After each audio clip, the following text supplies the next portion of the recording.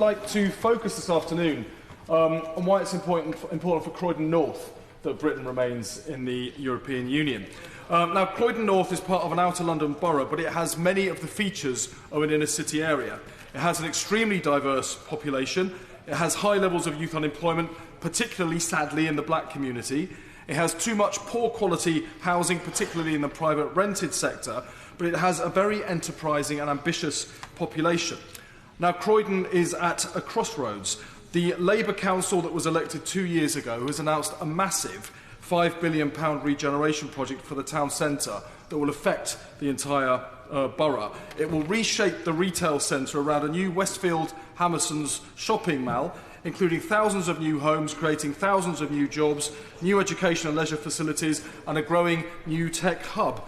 Being a 15-minute train journey from Gatwick in one direction and central London in the other, Croydon is ideally placed to take advantage of being part of the world's biggest trading bloc. Now, the future looks bright for Croydon, but a big question mark hangs over it all, and that is the threat of Brexit in the referendum next week. The investors Croydon hopes to attract to make all of this work will think again if Croydon is placed outside the European Union. They don't want trade barriers blocking their access to Europe, and they will think twice about investing in an economy that is going backwards into recession. Now, if we tried to stay in the single market without EU membership, we'd be subject to EU rules and freedom of movement, like Norway and Switzerland are, but without the veto that we currently have. The same circumstances, but no voice.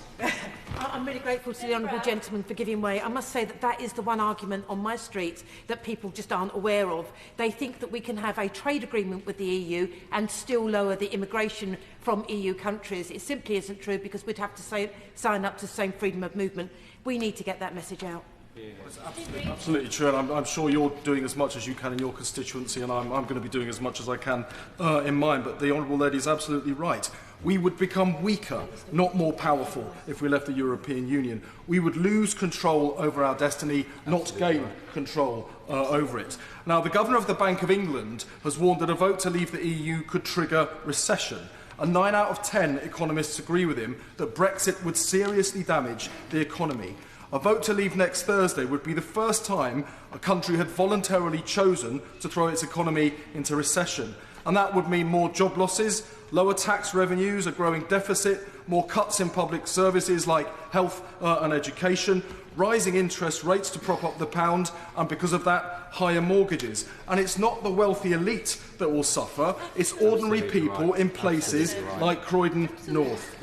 Now, immigration has helped London's economy to grow. Immigration has benefited Croydon immensely.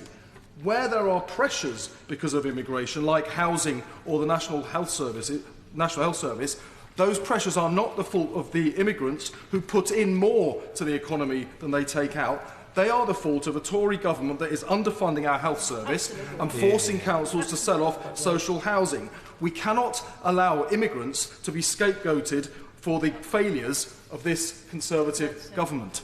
Now, too many people in Croydon work long hours for low pay in insecure jobs.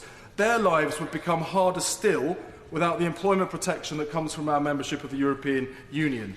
Pro-Brexit Tories have already made clear that they can't wait to leave the European Union so they can cut workers' rights in half. That is exactly what one of them has said that they want to do. They want to remove rights for part-time workers and parents. They want to increase working hours. They want to reduce paid leave. It was the European social chapter that triggered the Tory revolt on Europe, not because they want to protect British workers, but because they want to exploit British workers. Now, member for giving way. Is he aware of the independent legal opinion of Michael Ford, QC, who says that under a Tory Brexit it would go much further and that there would be damage to collective consultation and collective bargaining, and the rights of part-time workers would go, and TUPE, which is relied upon when there's outsourcing, that would go too? I wasn't aware of that particular case, but I'm I'm keen to learn more about it, but it doesn't surprise me because it's what many commentators have been saying about what the implications of Tory Brexit would be on workers' rights, workers' jobs and the prosperity of ordinary people in this country.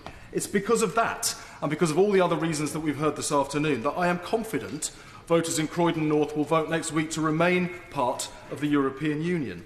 The European Union is an organisation that needs reform to make it more accountable.